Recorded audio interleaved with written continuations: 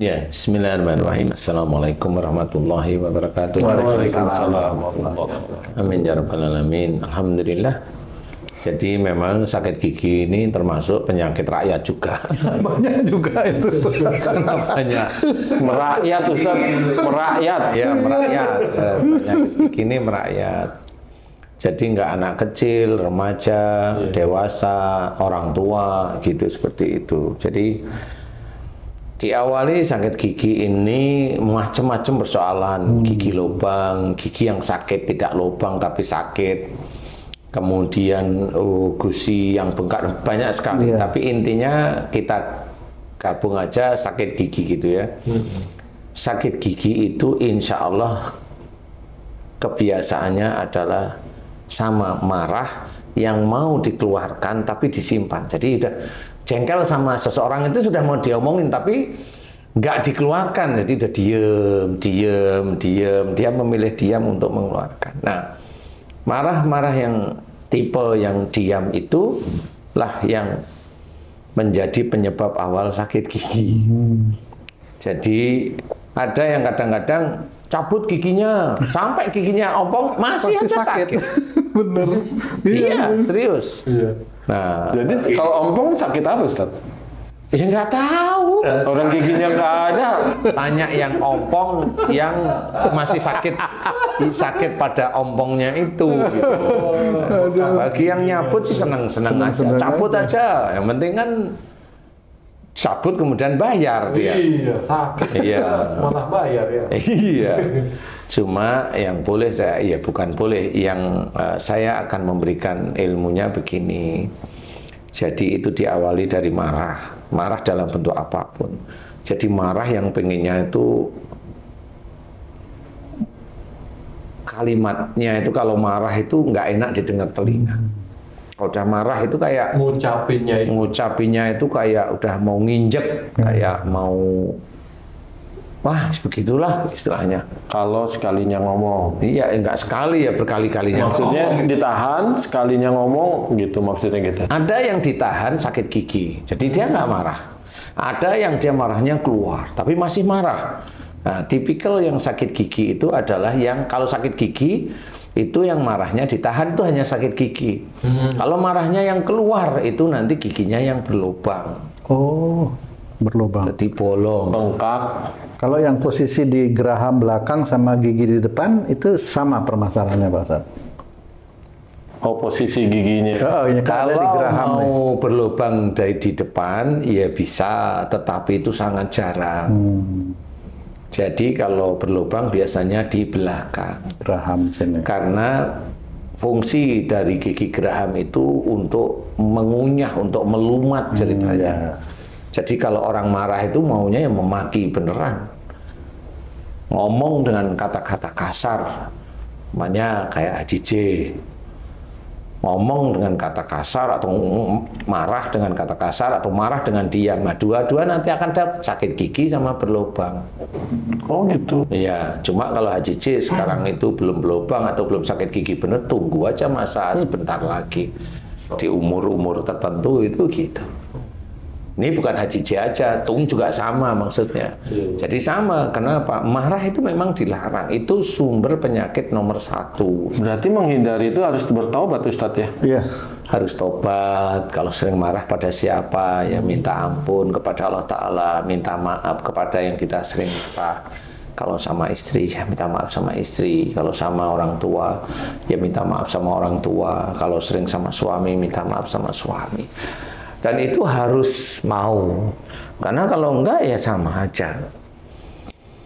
Orang yang dikasih kesempatan sebagai imam untuk dia itu mengatur keluarganya harus dekat kepada Allah tapi tidak dilakukan, dia hanya cuma jengkel melihat keluarganya enggak karu-karuan, tetap itu kena sakit gigi. Walaupun akhirnya giginya dilepas, tetap aja sakit gigi namanya. Atau giginya nggak ada, dokternya biasanya bilang sarafnya yang kena. Pokoknya ada yang dirahan ya saraf. Gitu. Ustaz, sakit gigi ini penyakit yang istilahnya kalau lagi sakit ke dokter, tapi kalau udah mendingan malas ke dokter. Nah, kemudian ada sakit gigi yang menyebabkan kematian, Ustaz. Ini saya udah dapat info tuh udah lama, artis kita ada yang sakit gigi akhirnya meninggal. Itu katanya racunnya itu udah sampai ke kepala katanya, karena dia berlubang gitu, pokoknya masuklah ke dalam. Itu seperti apa ahlaknya kalau seperti itu, Ustaz? Kalau sampai seperti itu, memang ada saraf-saraf yang langsung terhubung antara gigi dengan otak. Memang. Nah, yang diserang ini atau racun atau tetanus atau apapun itu saraf itu. Saraf itu dibikin sakit oleh Allah Ta'ala. Nah, biasanya orang yang seperti itu biasanya adalah kalau sampai ke arah otak berarti dia punya otak tidak dipergunakan untuk bicara yang baik. Kalau dia umurnya belum 45, saya tambahkan kalimatnya. Dia punya otak berbicara dengan orang tuanya penuh dengan marah. Walaupun marahnya dengan orang tua itu mau disimpan, tapi kalau ada berlubang berarti marahnya keluar. Disimpan, keluar. Disimpan, dikeluarkan. Nah, karena bisa aja orang itu kalau nggak punya ilmu adab dari agama, kan nggak ngerti ya. Kalau dia sampai meninggal di umur sebelum 45, berarti ini urusannya dengan orang tua. Dan dia bisa aja jengkel dengan orang tuanya. Umpama artis ini nih, ayah sama ibunya pisah. Nah, dia ikut ibunya. Dia jengkelnya itu dengan bapaknya. Kenapa jengkel sama bapaknya? Nah, ibunya itu kan orang biasa. Nah, karena dia membesarkan, biasanya ibunya itu kan ngasih bumbu-bumbu penyedap. Bapakmu dulu tuh senengannya begini, bapakmu dulunya senengannya begini, kan provokasi.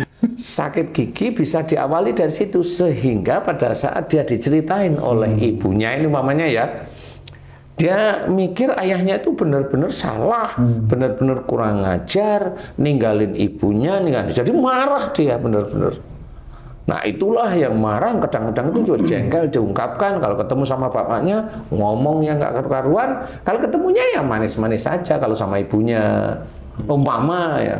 Tapi kalau ketemu sama ayahnya nggak pernah disuting. Padahal dia marah. Nah, disitulah bisa sakit gigi berlubang sehingga saraf itu sampai ke otak dicengkrem oleh jin, oleh ifrit, oleh dajjal karena dia tidak menjalankan syariat Islam dengan baik, benar, yaitu tidak hormat kepada orang tuanya. Makanya oleh Allah Ta'ala ini orang nggak manfaat, diambil aja oleh Allah Ta'ala. Kan gitu. Nah, itu karena apa? Agar orang itu dapat pelajaran dari hal tersebut. Nah, kebanyakan orang-orang itu nggak bisa belajar dari situ. Khususnya orang Muslim yang patokannya, petunjuknya itu dari Quran, mengakui Quran itu adalah petunjuknya. Wong Allah itu menceritakan wa ma sabakum min musibatin fa bima kasabat aydikum. Apa saja musibah yang kau terima itu disebabkan dari buah tanganmu sendiri.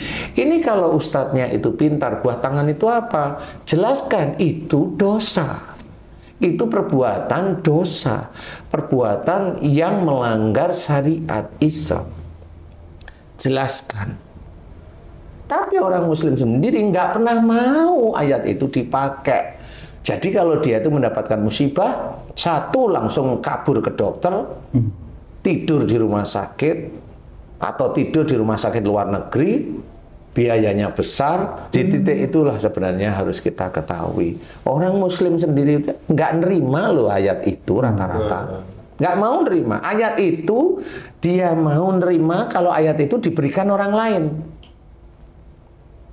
Tahu nggak kamu musibah itu disebabkan dari buah tanganmu sendiri, itu untuk orang, nunjuk aja dia orang lain. Tapi pada saat dia mendapatkan musibah, nolak. Nah, itulah yang dikatakan oleh Allah Ta'ala, munafik. Siapapun, khususnya orang Islam yang mengaku Quran itu petunjuk. kitab dari Allah Ta'ala. Nah itu kita harus paham, jangan kita pilih-pilih.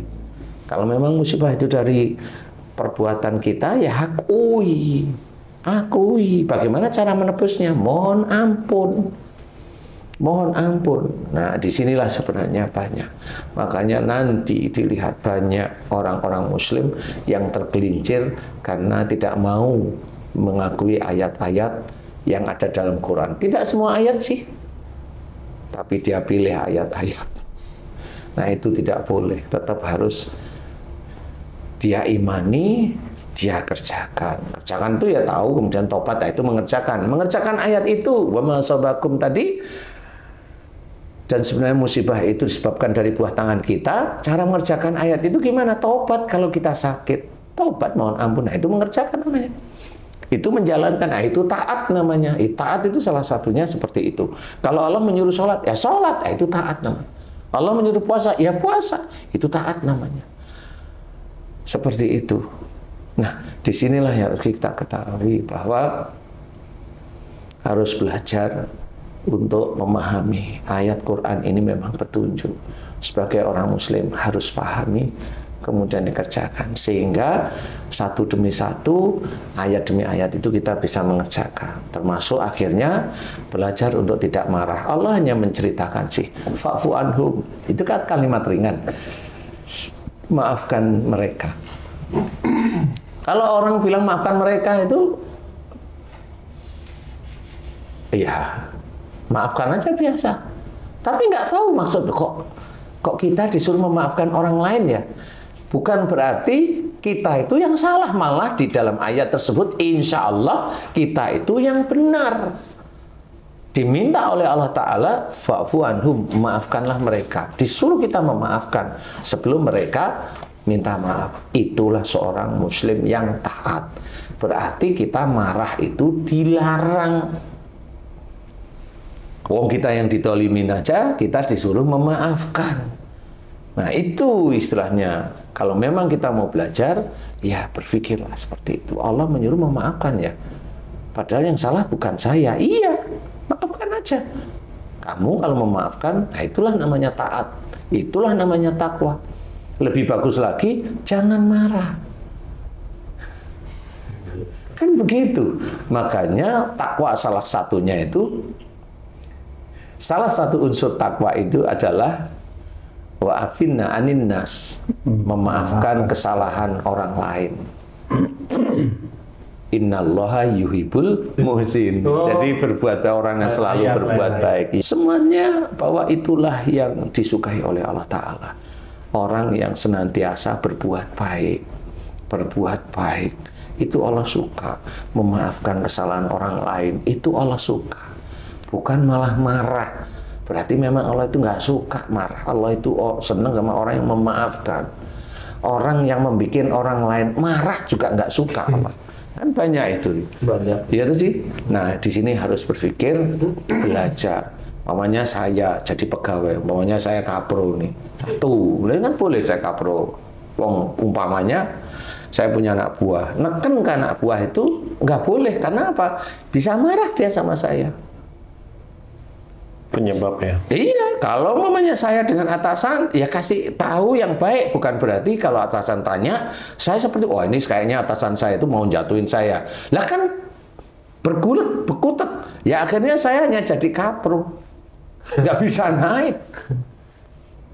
Nah, itu salah satu menjadikan gambaran secara nyata, itu Allah sudah menampakkan. Bisa aja akhirnya secara duniawi tidak mendapatkan sesuatu akhirnya. Nah ini yang harus diketahui. Jangan bikin orang lain marah karena Allah tidak suka. Apapun bentuknya. Kita punya anak buah. Saya punya anak buah. Banyak. Anak buah saya kan banyak nih di kerjaan. Saya nggak boleh menekan anak buah saya. Siapapun di klinik mamanya. Walaupun saya itu di klinik itu atasan mereka. Ya saya harus baik sama mereka. Saya harus baik sama mereka. Nggak bisa terus saya semena-mena, terus saya ini, saya minta diladenin. Nggak boleh saya seperti itu. Sombong itu namanya. Nah, itu harus menciptakan bahwa kita itu jangan menjadikan orang lain itu marah karena perilaku kita. Ya memang kalau kita itu songong itu kan kita nggak marah. Iya, tapi orang lain kan marah sama kita. Iya benar ya. Nah itu yang harus belajar. Gimana pun juga caranya, jangan menjadikan orang lain marah. Itu. Nah itu harus kita jaga sehingga nanti gigi-gigi kita, mulut kita dan sebagainya, termasuk anus dan sebagainya itu aman lah. Itu maksud saya itu. Kita atasan di rumah tangga jadi. Jadi intinya begitu. Wallahu a'lam. Nah, tapi kalau mau gimana caranya? Ya tobat kayak tadi ya. Tobat ya Allah. Diingat-ingat gigi marah sama siapa? Diingat-ingat aja. Oh ya dulu saya sering jengkel sama orang tua. Oh ya ini cobalah diam, kemudian mohon ampun. Terus pada Allah, meminta maaf pada orang tua, minta maaf sama istri, minta maaf sama suami. Serius terus menerus ini hilang kok saya gigi asal tidak berlubang. Ya, kalau yang bengkak, insya Allah kempes. Kapan kempesnya? Insya Allah cepat kalau hatinya tulus. Nggak ada beberapa jam. Insya Allah seperti itu. Karena apa? Sudah banyak orang yang disembuhkan oleh Allah Ta'ala gara-gara hanya tobat. Tobat ke titik fokus, baru deh langsung hilang. Ya Alhamdulillah, bersyukur kamu doamu dikabulkan sama Allah Ta'ala. Seperti itu. Wallahu a'lam.